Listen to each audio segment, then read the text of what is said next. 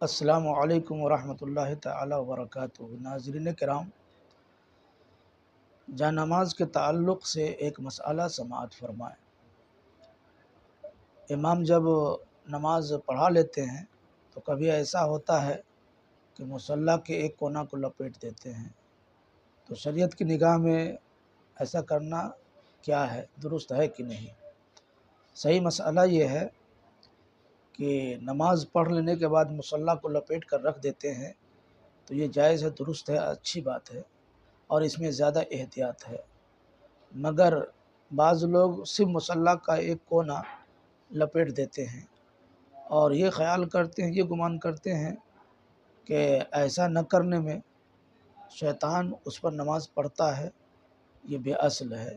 یعنی ایسا خیال نہیں کرنا چاہیے کہ مصلی کا ایک کونا اگر نہیں لپیٹیں گے تو اس پر شیطان نماز پڑھے گا، یہ بے اصل ہے، اس کی کوئی اصل اور حقیقت نہیں ہے۔